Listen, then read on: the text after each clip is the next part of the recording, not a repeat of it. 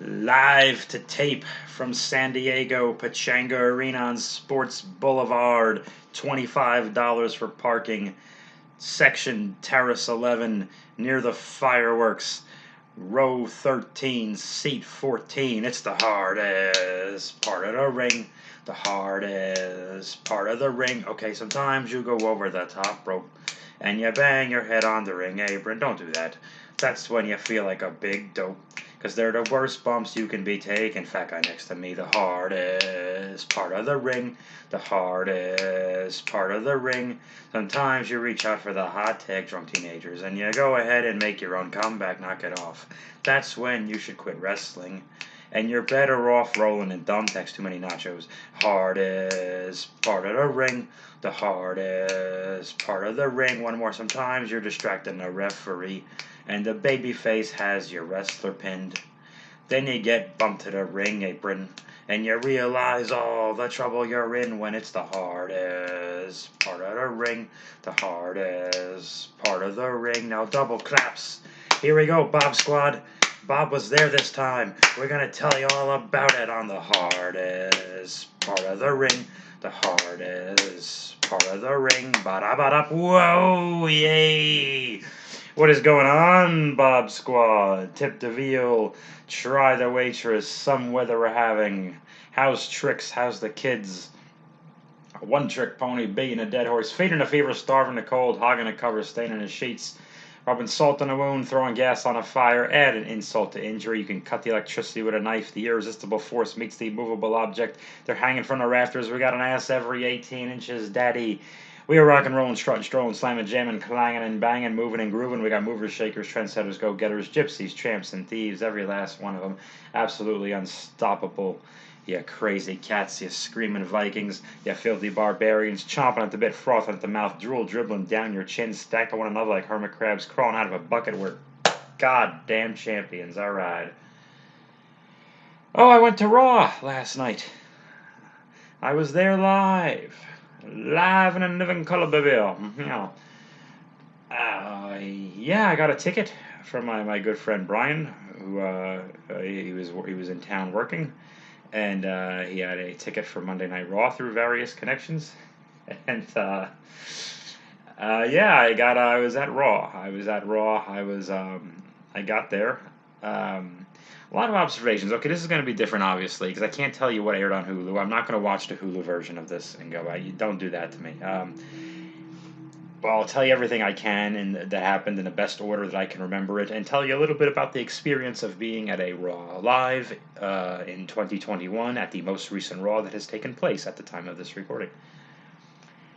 Oh, first of all, and again, the ticket was a generous gift, and the real highlight of the weekend was just seeing my old friend and shooting a shit, chewing a fag, whistling Dixie, waxing philosophical, rubbing elbows, greasing palms. You know, what do you say? What do you know? Say no more. Say no more. Wink, wink. But it's disappointing to see how do wrestling fans get dumber every year. Nobody knows. Everyone thinks they should show up at exactly to the arena the exact second that their live televised event starts. Um, San Diego, the I keep saying Sports Arena because in my head that's what it was always called for so long.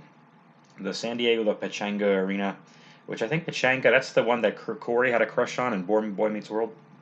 Yeah, burp. Yeah. I think that's it. I don't know. Tell me in the comments. Don't tell me in the comments. I know her name is Topanga. A stupid name. Yeah, so many guys growing up were Topanga guys. I was more of a Winnie Cooper, Nicole Eggert type of guy. I realize Winnie Cooper is not the actress's name. It's Danica McKellar. She's sexually attractive. Anyway, maybe it's a generational gap, okay? Though Topanga's my age, but still, it's a thing. I don't. Okay. How old is Danica McKellar? I've gone off the rails, folks. Well, I'm going to look that up. No, I'm not going to look that up while I talk to you. Your wrestling fans got dumber. I mentioned the nachos, not because I was eating nachos, but because every single motherfucker needed nachos and cheese endlessly. It was just like, and we're in San Diego, where we're I don't know, 10, and this arena would be 10, no more than 15 minutes down a freeway from the Mexican border. So like, Not saying everyone who's Mexican eats nachos. There's plenty of white people there. They're all eating nachos too. It's just a geographical thing. Okay, let's just make it that clear. Everyone's got a fucking face full of nachos, and a place just stinks of cheese and chips, and it's just disgusting. Everyone just got fatter and dumber, and they walk slow. They can't figure out. Okay, I'm in section 12, so I'm walking down around the arena in a circle as you do with most arenas, and you go, okay, 14, 13. Duh, is this us? And then they have to find the row, and then they have to find the seat, and they don't understand. These things are numbered. Sometimes the numbers are small. Sometimes you got to look for a second, but it really shouldn't take you more than 2, 3 seconds to go. Oh, that's how they do it. Okay, there we go. And can you memorize the numbers for a second? Do you have to look up and down at your phone every day? You can't keep in your head. I was there yesterday, and it was T11 for the terrace. Sections would be downstairs. I was up there in the nosebleeds doing the. They don't call it the nosebleeds because you're in the air. They call it the nosebleeds because the back row is clearly high on cocaine. Uh, yeah, I can tell you today, right now, T11, row 13, seat 14. I still have memory. They can't hold it for 3 seconds. Everyone's very dumb. It is unfortunate. So, and you know, listen, and this shows you the legacy of Ric Flair. People are still going woo woo as soon as they sit down. It's just a back and forth thing. It never ends, and I don't get mad at that. It's because they're honoring a legend and everything else. So, like, okay, no, they should yell. I do want people to be yelling and chanting and having their good time. Thankfully, the chants were not excessive. I think the era of excessive chanting is dying or has died, or at least it wasn't prevalent in this particular Raw in San Diego. Um, we were sitting there for a bit. I like to get there early just so there's a little because now I'm driving to these things. I'm not taking the subway like I was in New York. So I'm like, oh gee, and I don't like standing in long lines for a long time. If I'm going to be there, a half an hour more than I should at the beginning, I'd rather be there at least sitting in my seat than a half an hour on a line, stressed out when they can open doors, and I got idiots in front of me, and idiots behind me. It's hard when you go to these things alone because it can be very stressful because there's no one to bounce off of, and time goes very slowly when you're waiting for the thing to start. So I did it. I know myself very well. Okay, this is part of the reason you're getting irritable right here is because there's no one to bounce off of. It's all these annoying groups, and if you were in a group, you'd probably be annoying too to another individual or group. They were sitting down, and eventually the goddamn thing starts, and they make an announcement. Hey, welcome, thank you, blah blah blah blah blah. Lights go off. Lights come back on. There's a local jobber just standing in the ring, looking like he's about to die, and he is because Keith Lee's music hits, and Keith Lee beats him in 90 seconds. Keith got a good reaction, but a lot of that honestly is the first wrestler to show up always gets a good reaction. It's really a yay the show started reaction in many ways. With that said, I still heard Keith chants and everything else. Like they were like, oh, okay. So they weren't. It wasn't like they were. It wasn't like it was just because the show was opening. No, they liked Keith, so it was a good like, hey, Keith's here, and he beat some jabroni in a couple of seconds there, and he used his finish where he does that DVD into the landing on you with a splash, which he never used on Raw to begin with. But this was a dark match, which means non-televised, um, and that was that. Then they filmed the main event, which is a show they do right before Raw. There's always 2 matches on it. One of which was Jeff Hardy, who came out to a colossal. Yeah, I think he got the fourth biggest reaction of the night with Jeff Hardy on a match that no one's going to see because I know main event airs on a network somewhere. Who the fuck is watching it? Um, and he beat Shelton Benjamin, and Shelton got booed for being a bad guy, but Shelton shook hands with him beginning and after. And these 2 guys are great, Shelton and Jeff Hardy. They had the match. They had a WWE match, and nothing really to write home about. No offense to them. Everything they do looks great, but they just had their standard match, and Jeff won. People went banana, and that was that. So I want to say this up top before we start jumping. We jump right into the Raw experience because I don't know how long it's going to take. Because now we're talking. Now we're talking. We've seen a half an hour of show, and there's like 3 hours and 5 minutes of show to go. So I'm gonna go through it as best I can. The concussion blast, because I was saying it was the fireworks, and I'm incorrect. The concussion blast well, you shouldn't call it that at a wrestling show. The concussion blast that goes with the fireworks, that's the big pop, that's the big boom. Uh, I don't think people should be sat anywhere near as close to it as they were. Because I was right on it, and my area was right on it. It's scaring the shit out of, like, not just kids are freaking out, but like grown adults are like, Jesus, you're kidding me. I don't know who in there has PTSD from whatever war, but even if you didn't, because people always go to that right away, even if you didn't, if you're just a Joe Schmo like me, who did not fight any war because you were pretending to fight in spandex at the time, none of us should be near that. Yeah, that was painful and headache inducing and hurt the enjoyment of the show. It was really bad during Jeff Hardy's entrance was the first one where I was actually like, I was not into that the beginning minute or two of that match just because I'm like, dude, you can't do that to people. And then Rhea had some big ones, and Charlotte had like 4 or 5 big ones in the middle of her promo, which we'll talk about later. And there must have been one or two others, but those are the ones that stand out right now. That was my original point. Okay, any other main event match? The Viking guys, the Viking Raiders beat the Luchas, and I've gone to several SmackDowns and pay-per-views in San Diego when I lived here in the 2000s, and that is the weakest response I've ever heard Mexican wrestlers get in San Diego. Oh my God, they don't care. Ray got a bigger reaction for being on screen in a video game, Rey Mysterio, and Eddie got a big reaction, of course, during one of their tribute. You're the reason we're here, the fans, whatever videos, that kind of crap. So, uh, no one cares about the Luchas because they're not on TV. I don't think, or if they are, they're not on Hulu. Not that I expect. I think everyone's watching this on Hulu. They're probably not. They're probably DVRing things and just skipping ahead or whatever the hell. So, moving ahead, we start Monday Night Raw, which started pretty quickly after the main event. I was actually pretty like, okay, cool. I knew it was going to be there a while. The announcers come out at like 2 minutes before we go live, so then they have to sit there as long. And what happens first? Bobby Lashley shows up, and this shows you. I've been watching this show every week for years and years and years, long before the hardest part of the ring. And I know damn well who Bobby Lashley is, unlike one of the writers they had to fire. LOL. I know damn well who Bobby Lashley is. He's the champion, obviously, etc., etc. I didn't recognize the beginning of his music. I should have known. Because usually I think it's accompanied by the logo and everything else, and you're seeing these things on this big screen up top of the ring, and in my section, it's very hard not to look at the big TV screen hanging from the ceiling instead of what's going on in the ring.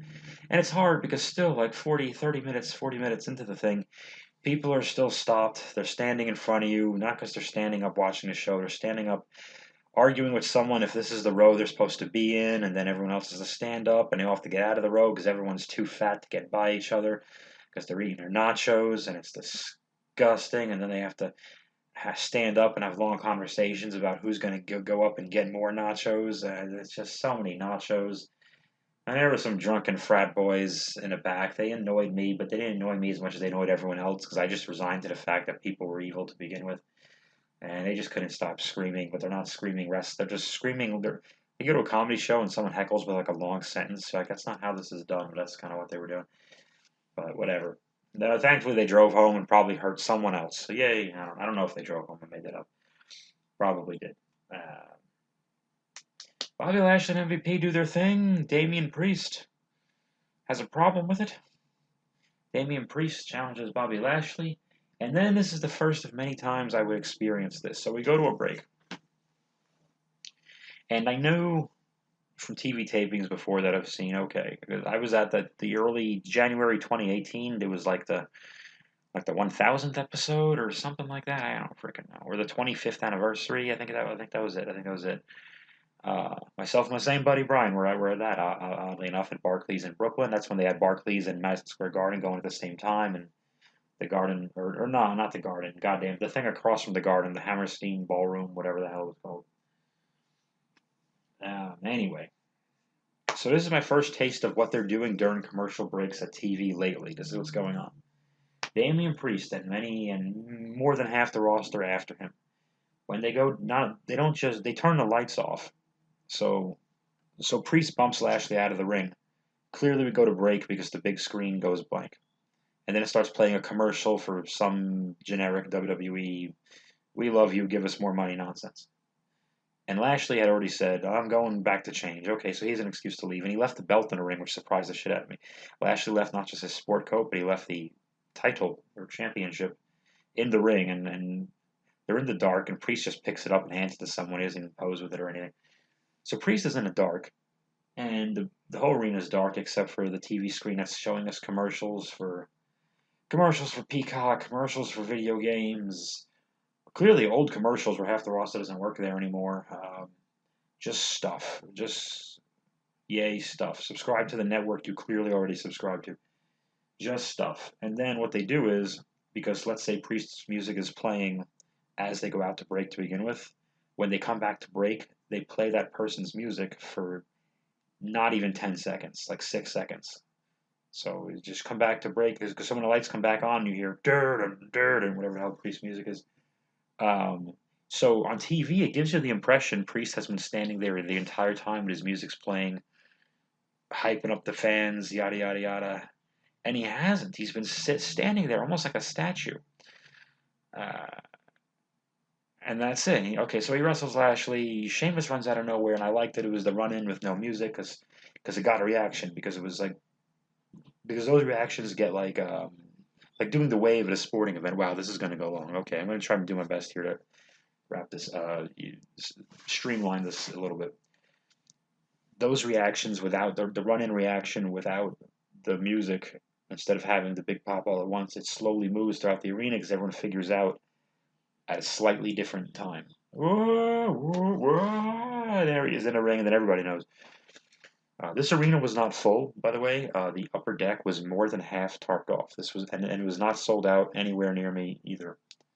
Uh, and several families were taking their kids out with a half an hour, even 45 minutes left to go, which would be 7:15 or 7:30 my time here.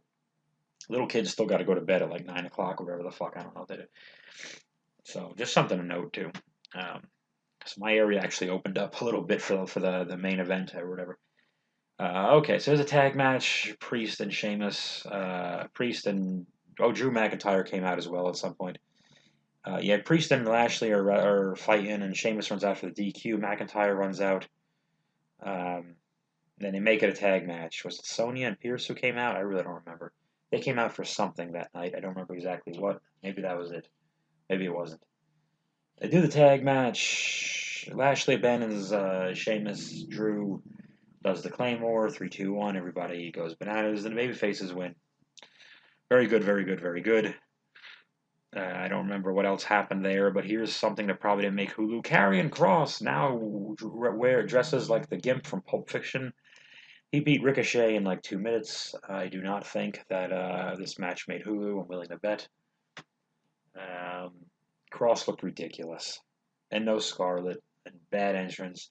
They were laughing. The people were laughing at Karrion Kross. The guy who just went toe-to-toe with Samoa Joe less than roughly 24 hours before, give or take an hour. They're laughing at Karrion Kross. It broke my heart. He's too. I'm big on him. I'm very big on him. I'm not saying he's the greatest in the world. I'm saying there's a star to be made there. There's a big fight feel guy there. I just think he's valuable. I know he's not the youngest. He's like 36-ish, but he's not the oldest either. Like, why don't we just? He doesn't look. However old he is, I think he looks way younger. Like Lashley's 45. Lashley looks 33. So, I'm just saying, crossing Lashley somewhere down the road. I don't know. Whatever. Lashley's clearly going to continue the Goldberg thing because they killed Goldberg's son or something like that. What else happens on this program? I'm going to have to skip around because I don't know the order. One of the biggest reactions of the night after Jeff Hardy was Charlotte Flair. Charlotte Flair enters. They had seen a star. People went crazy, and of course they're doing the woos more than ever. Of course, every single person cutting a promo like she did. I mean, I understand. Yes, they have to face the hard camera, and all the people are behind them. But there was hardly anyone it felt like there were like barely 10, 20 rows on the side with the hard cam. So it really was preposterous to see all these wrestlers. And Charlotte was the first noticeable one because that was the first long promo anyone had to do. She turns and she's facing these 20 rows with hundreds or so rows behind her. It just looked preposterous. When you're sitting there in an audience, it looks preposterous. Uh, but it was what it was. She was great. People cheered her. They booed her, but they were reacting like someone important was here. She got better reaction than Drew, better reaction than Lashley, better reaction than Priest, better reaction than Sheamus. Um, Jeff was huge, and he's not even on the show. Jeff Hardy and her, and Riddle was one of them later on, and Orton, of course. We'll talk about that later. But anyway, Charlotte says she says she's the greatest. She mentions her cheekbones and her cute little outfit. I'm quoting her and everything else. And this got a colossal reaction too. Alexa's music interrupted, and I don't know. I did see a lot of Alexa T-shirts when I was walking around. I saw a ton of Alexa T-shirts. I didn't see any Lily dolls that I could make a note of. I saw a lot of Alexa shirts, and she got a big reaction. And I think it's not just Alexa and something different, something spooky.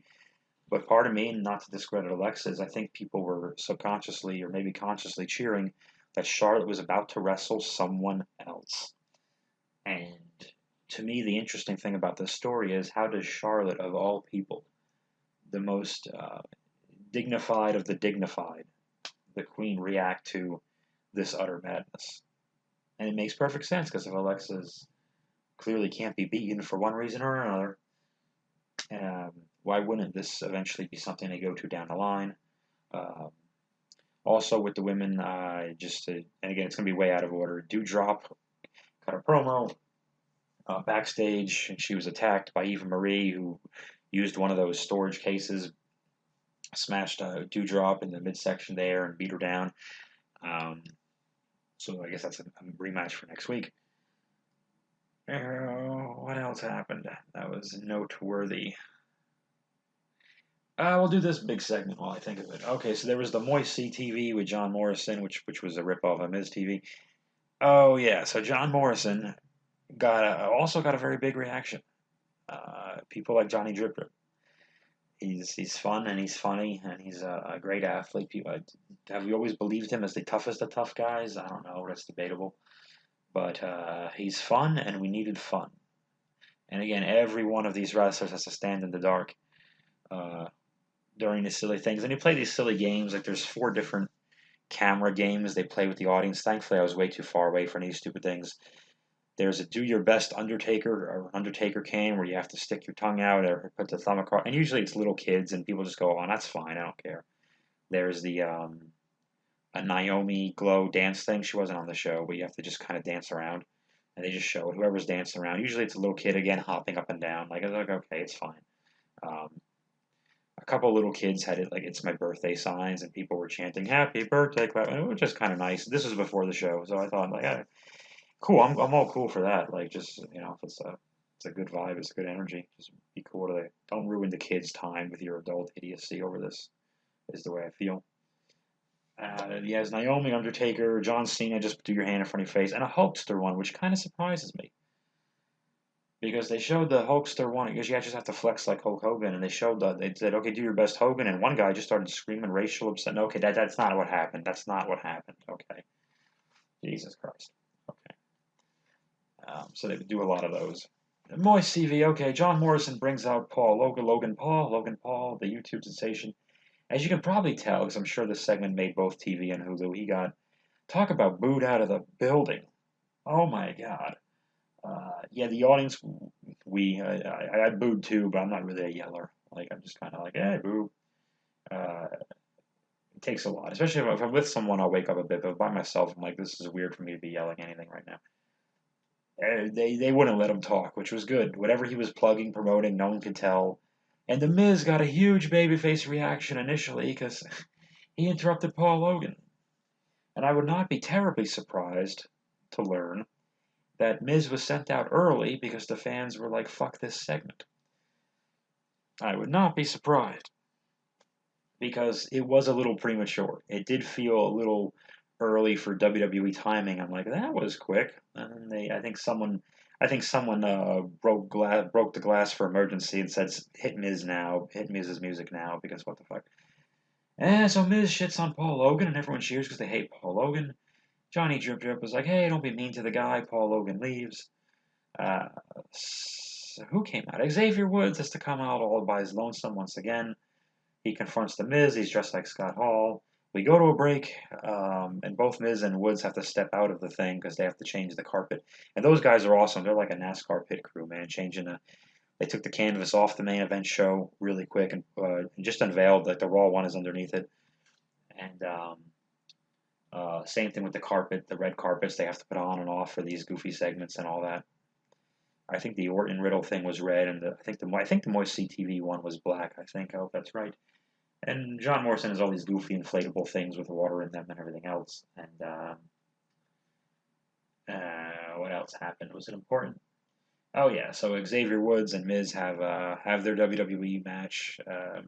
Morrison's you can tell they went right to a break as Morrison um, sprays the outside of the ring area near the ring apron, which is the hardest part of the ring, and Miz trips up. I guess I'm sure that's what the announcers were trying to sell. Look, Miz slipped on the water that Morrison caused and everything else. And these two, Morrison and Miz had an argument before. You're always making it about you, everything else. Anyway, Woods wins the thing because Morrison's interference doesn't really work. Roll up, I believe. 1, 2, 3. Xavier Woods pins Miz. The match gets 15 stars. And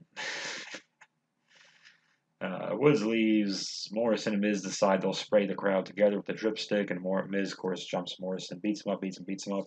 Hits the finish, and later we see a backstage. Okay, so when they play the backstage, the pre-tapes, those little, we're not actually. This one wouldn't have been pre-taped. This one was probably live. I don't know. It could have been either, honestly.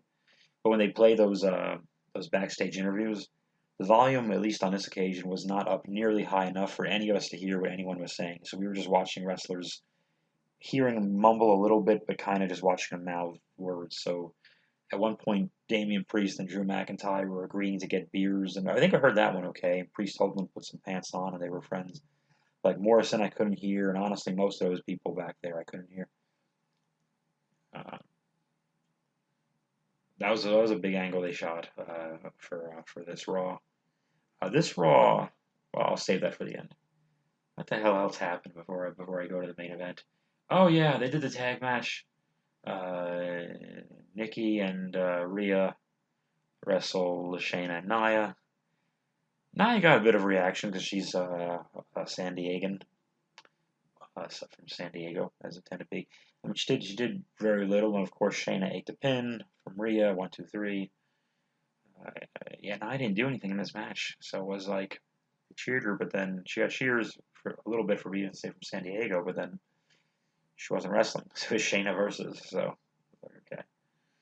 Um, Nikki, I want to mention Nikki. Okay, I'm glad I remember this match then.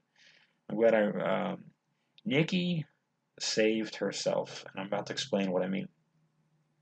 From what I could tell, Nikki came out to cheers and boos when she came out. However, Nikki and only one other wrestler, and I'll get to it, bothered to do anything when they were stuck in the dark during the commercial break. So again, Nikki's music plays, and they fade her music down. They turn the lights off on her. She's just standing there in the dark, and I think it was it one of the camera things, or maybe they were just playing commercials, but Nikki kept looking around and waving her arms and hyping people up and pointing to certain people and being friends with everybody. I wouldn't even been surprised. I don't remember, but if she got out of the ring and high fived some fans, like she was looking happy to be there and staying positive despite the 50-50 reaction. It was a loud reaction. It was a 50-50 one. So by the time they turn the lights on and play her music for 6 more seconds to give the impression she was there the whole time, now she's getting cheers. Now she's getting pretty much all cheers. So good on her because she helped herself. So now I'm cheering for her for a totally different reason. I'm like, all right, Nikki, you know what? It doesn't have to be my cup of tea. I'm cheering for you personally, and I want you to do well and be healthy. Most importantly, most important. So they do the match, and that's that. And again, Rhea was one of those concussion blasts, and obviously not her fault, nothing to do with her. But yeah, it was just rough. It was really people shouldn't be sitting that close, especially when the back area was tarped off. But I know they want us as close to the hard cam as possible because the place was not sold out. For the aesthetics of their TV, they sacrificed our ears and our safety, quite frankly, which kind of doesn't sit 100% well with me, WWE. But my right ear is hurting right now from that side. It's not cool. And I wasn't the closest. It was bad. So, what's the main event? We have a celebration segment. I knew because from where I was sitting, I could see these piles of balloons that were just sitting there the whole night behind the entrance. So I was like, because I was way off on an awkward side. So I'm staring at the balloons. I go, well, okay. I have a couple of guesses as to who that's for. And of course, it was Riddle. Riddle got a crazy loud reaction. It was just a pause, and we kind of knew, but it was the big bro. Whenever everyone went bananas. And right before Riddle comes out, they put out a red carpet and the balloons. They tied the balloons to the ring. And I was afraid it was literally going to be like a half an hour "This Is Your Life" segment, like all the unfunny ones, because they had one iconic one in '99 with Rock and Sock, and they've tried to redo it a handful of times and it never works. Stop trying to redo shit. Same with people getting hit with a liquid and swimming around in the ring. Like, stop it. The beer truck thing happened once. The milk truck thing was a good, recent enough parody. It was only like a year or two later, whatever the hell it was, but leave it. After milk truck was enough for jumping the shark. Like, okay, we addressed this. It's time to move on.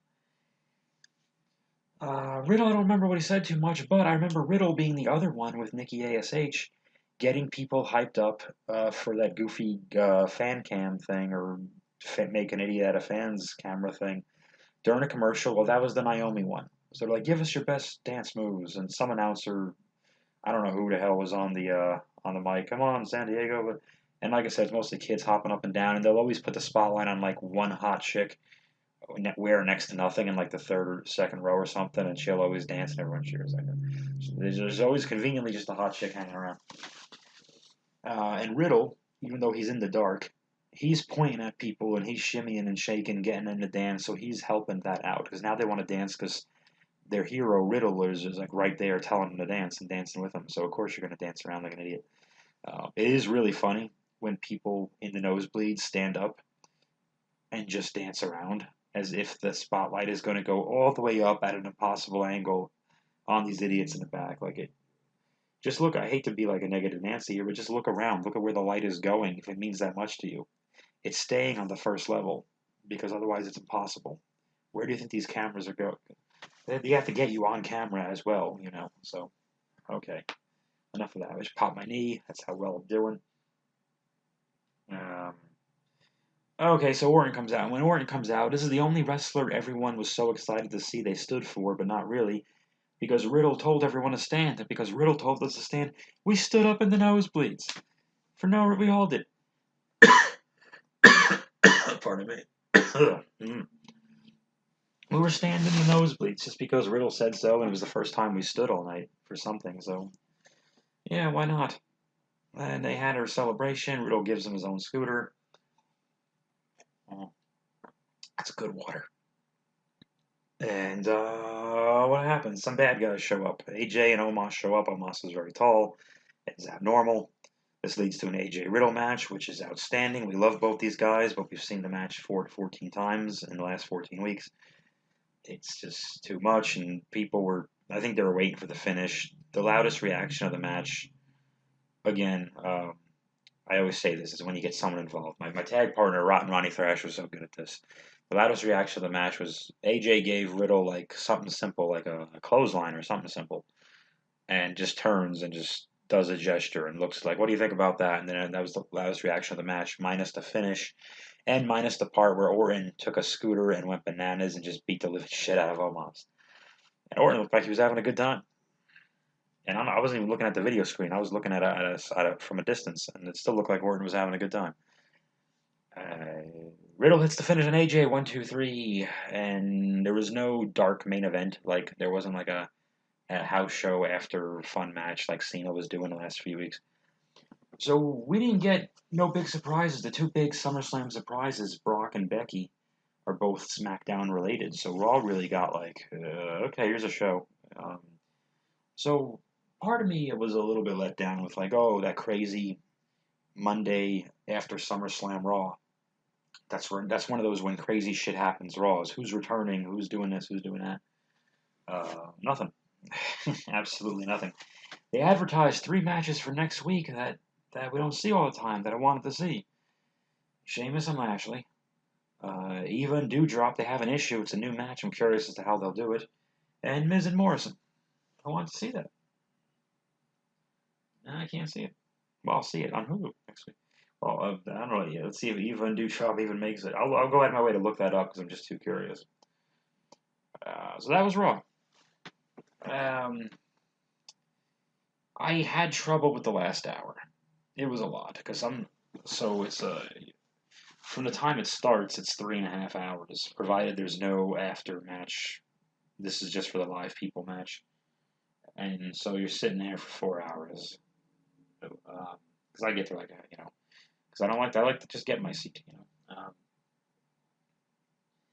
It was the best, not the best experience to sit there as a fan. Like I don't think the show was bad.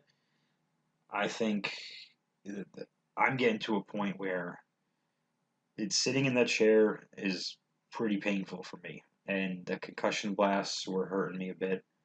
And I'm by myself, so there's really no one to have fun with or make a comment to or anything else.